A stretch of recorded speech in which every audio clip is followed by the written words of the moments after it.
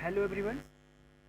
SST में हम लोग चैप्टर नंबर फर्स्ट पढ़ रहे थे, इंडिया और कंट्री। ऑलरेडी हमने 2 लेक्चर देख चुका है और लेक्चर नंबर थर्ड है।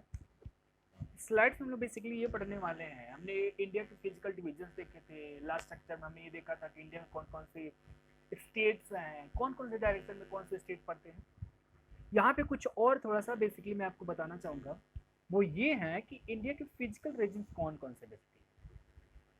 फिजिकल डिविजन्स का मतलब होता है कि अगर बहुत सारे स्ट्रक्चर एक साथ, लाइक कौन कौन से structure, mountains, plateau, plains, desert, islands अगर किसी भी पोर्शन में पाए जाते हैं तो बोलते हैं फिजिकल फीचर्स बोलते हैं। जो बेसिकली जो हमारी अर्थ है ना, इंटरनल और एक्सटर्नल प्रोसेसेस के थ्रू जो है इनका फॉर्मेशन हुआ है।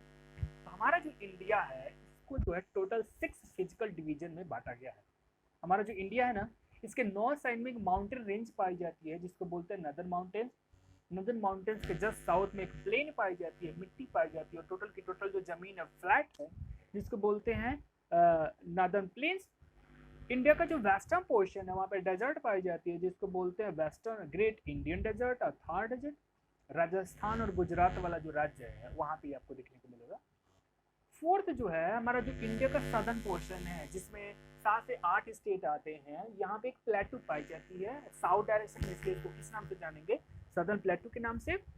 फिफ्थ जो चैप्टर, अब जो सदर्न प्लेटू होगा इसके इस साइड में, वेस्ट साइड में चूंकि नदियाँ बहती हैं, पेनिनसुलर रिवर्स बहती हैं। अब ये रिवर्स क्या करते हैं, अपने साथ जो है रॉक स्टोन्स को ब्रेक कर करके सॉइल्स का फॉर्मेशन कर दिया, तो वहाँ पे भी क्या पाई जाती है, प्लेन्स पाई जाती है।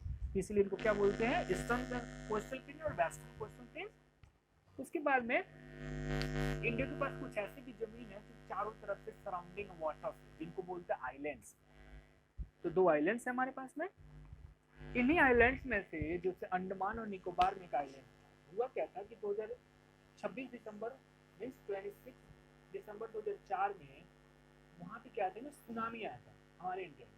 तो हमारे जो इंडिया का जो सदर्न मोस्ट पॉइंट है ना, जिसका नाम था इंदिरा पॉइंट, वो 4.25 मीटर जो है सबमर्ज हो गया था। यानी उस सुनामी के कारण जो है समुद्र का जो वाटर लेवल है, जो बे ऑफ बंगाल का वाटर लेवल वो बढ़ा था, और बढ़ने के कारण जो इंदिरा पॉइंट है उसमें डूब गया था, क्योंकि चारों तरफ से ऑलरेडी पानी था ही, उसमें डूब गया था। अंडरस्टूड? नो मोर। बिफोर इंडिपेंडेंस, जब हम आज़ाद नहीं हुए, आज़ाद तो हुए थे 1947, इसके पहले हमने अंग्रेजों को गुलाम बना रखा था, हाँ, हमें हमारी कंट्री को। तो हमारी जो बेसिकली कंट्री थी, उसमें आज के जो 2 कंट्री, इंडिया और जो बांग्ला, पाकिस्तान और जो बांग्लादेश है, ये इंडिया के पार्ट थे। और उस टाइम जो भारत को, तीनों देशों को मिला के भारतवर्ष के नाम से जाना जाता था। ठीक है ना, समझ गए? अब ये जो माउंटेन्स है, the mountains in the north and the north eastern part of the India protects from the extreme cold winds and the guard our border against the enemies. Enemies का मतलब होता है शत्रु। सपोज दैट कि कोई country हमारे ऊपर हमला करना चाहती है, तो ये जो माउंटेन है ना, नदर्न माउंटेन नॉर्थ डायरेक्शन में, नॉर्थ ईस्ट डायरेक्शन में भी है। तो ये क्या करती है बेसिकली, नदर्न डायरेक्शन में आप जब चलते जाएंगे तो आपको एक कंट्री मिलेगी, पूरी दुनिया की सबसे बड़ी कंट्री, जिसका नाम है रसिया।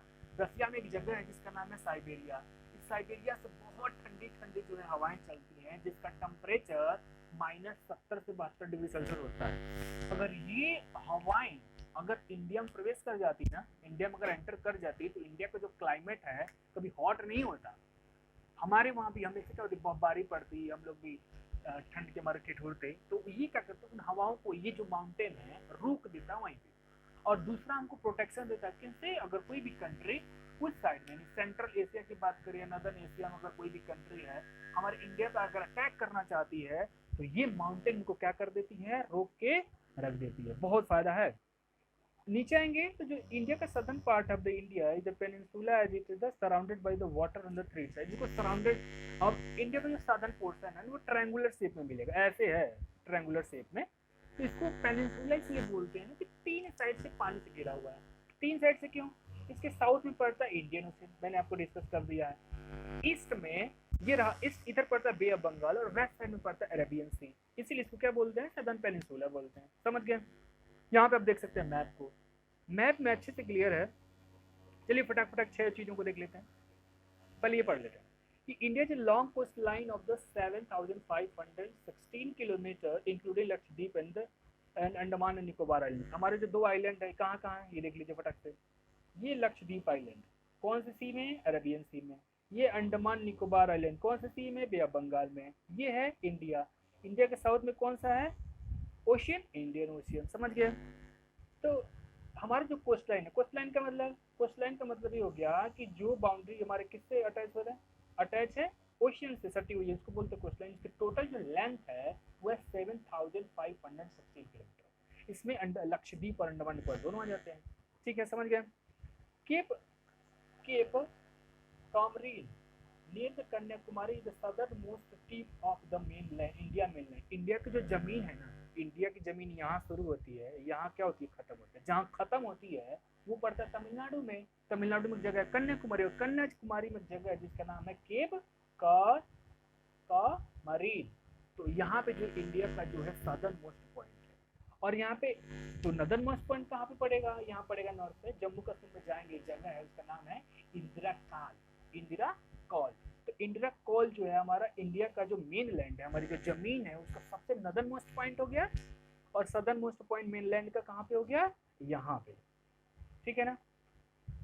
While Indira Point is the Andaman Nicobar Island the southernmost point of the Indian Union। लेकिन जब बात करते हैं इंडियन यूनियन की, इंडियन यूनियन का मतलब कि मेनलैंड का ये मतलब हो गया कि इसमें केवल हमने स्टेट को काउंट किया है। जब बात करेंगे इंडियन यूनियन के, उनके जितने भी हमारे जो 9 यूनियन टेरिटरीज है, इनको भी मिला के जब काउंट करेंगे तो सबसे साउथ में एक पॉइंट पड़ता है यहाँ पे अंडमान निकोबार। ध्यान दीजिएगा इस पॉइंट पे। इस पॉइंट को किस नाम से जानते हैं? इस पॉइंट को, यहाँ है पॉइंट, इस पॉइंट को किस नाम से जानेंगे? ये इस पॉइंट को किस नाम से जानते हैं? इंदिरा पॉइंट के नाम से जानते हैं। तो नदर्न मोस्ट पॉइंट हो गया इंडियन यूनियन का, और सॉरी सदर्न मोस्ट पॉइंट हो गया, और नदर्न मोस्ट पॉइंट कहाँ पे पड़ेगा आपका? वो पड़ेगा कहाँ पे? जम्मू एंड कश्मीर में इंदिरा काल के नाम से। स्टेट की बात करें, हमारे पास टोटल 28 स्टेट हैं, 9 यूनियन टेरिटरी। ध्यान से 29 स्टेट नहीं है, जो हमारा 29 नंबर का स्टेट था जम्मू एंड कश्मीर, यहाँ पे जो पड़ता है, उसको जो है ना 31 अक्टूबर 2019 में इसको 2 यूनियन टेरिटरी में बांट दिया गया। ध्यान दीजिएगा इसको, ठीक है? 2 यूनियन टेरिटरी में बांट दिया गया। एक को बोलते हैं लद्दाख यूनियन टेरिटरी, दूसरे को बोलते हैं Jammu and Kashmir union territory. इसलिए अब वो स्टेट नहीं है। तो हमारे पास स्टेट की संख्या कितनी हो गई? 28, और 7 यूनियन टेरिटरी हमारे पास पहले से थी 7, 2 हमने और ऐड कर दी, तो टोटल कितनी हो गई? 9 हो गई। अंडरस्टूड? सबसे जो बड़ा राज्य है इंडिया का, जो सबसे बड़ा राज्य एरिया वाइज, वो है राजस्थान। सबसे छोटा पड़ता है गोवा। ठीक है? अब यहाँ पे आपके लिए कुछ फटाक से क्वेश्चन है, फटाक से कर लेते हैं इसको। क्वेश्चन ये है, क्वेश्चन क्या करना है आपको? बुक ओपन करनी है, बुक ओपन करने के बाद से इनको बुक में ही क्वेश्चन आपको सॉल्व करनी है। फटाक से चलिए कर लेते हैं। पहला क्वेश्चन ये है कि name of your town, city और डिस्ट्रिक्ट। आप कौन से शहर में रहते हैं, कौन से डिस्ट्रिक्ट में रहते हैं, फटाक से नाम लिख देना आपको। कौन से स्टेट में रहते हैं, स्टेट का नाम लिख दीजिए। आपके स्टेट की कैपिटल कहाँ है, यहाँ लिख दीजिए। आपके स्टेट का लोकेशन कहाँ है, कौन से डायरेक्शन में पड़ता है, नॉर्थ में, ईस्ट में, वेस्ट में, साउथ में, कौन से डायरेक्शन में पड़ता है, यहाँ लिख दीजिए। कौन से फिजिकल फीचर्स में पढ़ते हैं, नदर्न प्लेन में पढ़ते हैं। एक चीज मैंने बताना भूल गया, यहाँ देखिए, यहाँ पड़ता है आपका नदर्न माउंटेन, ये हो गया आपका वेस्टर्न डेजर्ट का लोकेशन, ये हो गया प्लेन का, प्लेन वाला रीजन हो गया, ये हो गया आपके कोस्टल प्लेन साइड में, और ये मिडिल में हो गया जो ट्रायंगुलर शेप में पेनिनसुला हो गया हमारा, सदर्न प्लेटू हो गया, और ये हमारे 2 आइलैंड्स हो गए। समझ गए? 6 फिजिकल डिवीजन। तो यहाँ पे आपको फटाक से बताए कौन से फिजिकल डिवीजन में आपका स्टेट है। अगर आप यूपी से हैं, बिहार से हैं, तो वो पड़ेगा आपकी कौन से डायरेक्शन में? नदर्न प्लेन में पढ़ेंगे आप। ठीक है? कुछ टर्म्स है जिसकी डेफिनेशन हमें याद होनी चाहिए। प्लेटू किसको बोलते हैं भैया?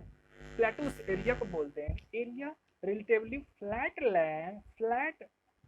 Land that is higher than the surrounding. समझिए सिंपल लैंग्वेज में, ये मान लिया कि कोई रॉक से बना हुआ स्ट्रक्चर, और ये अपने आसपास के एरिया से दोनों साइड से क्या है? ऊंचा, और ऊपर में क्या है? फ्लैट, एकदम समतल, यहाँ पे चल सकते हैं आराम से बिना गिरे हुए, ऊपर खबर नहीं है। इसको किस नाम से जानेंगे? प्लेटू के नाम से। समझ गए? डेजर्ट क्या होता है? डेजर्ट उस एरिया को बोलते हैं जहाँ बारिश जो है ना 25 सेंटीमीटर से कम होती है एनुअल, और वहाँ पे बारिश ही कम होगी तो सिंपल सी बात है, वहाँ वेजिटेशन पाई जाएगी क्या? बिल्कुल नहीं पाई जाएगी। वेजिटेशन यानी पेड़ पौधे पाए जाएंगे क्या? नहीं पाए जाएंगे, पाए जाएंगे बहुत कम पाए जाएंगे। आइलैंड्स क्या होता है? अगर कोई भी लैंड का एक ऐसा पोर्शन जो चारों तरफ से क्या हो, completely surrounded by the water, चारों तरफ से वाटर से घिरा, उसको किस नाम से जानेंगे? उसको जानेंगे आप आइलैंड्स के नाम से। कोस्टल प्लेन किसको नाम से जानेंगे? कोस्ट है, कोस्ट किस इस एरिया को बोलते हैं जहाँ पे ओशियन से बाउंड्री टच होती है। अगर वहाँ पे प्लेन पाई जाती है, प्लेन का मतलब रिवर्स के द्वारा जो सेडिमेंट लाए गए उसके द्वारा फ्लैट एक लैंड बना दिया गया मिट्टी का, सॉइल का, जिसको किस नाम से जानते हैं, उसको बोलेंगे कोस्टल प्लेन्स बोलेंगे, which lie next to the coast. Peninsula मतलब ऐसा कोई लैंड का एरिया जो तीन साइड से, किस साइड से, तीन साइड से अगर घिरा हुआ है वाटर पानी, तीन साइड से वाटर बॉडी से घिरा हुआ, तो किस नाम से जानते हैं, पेनिनसुला। चैप्टर यहीं खत्म होता है। आपको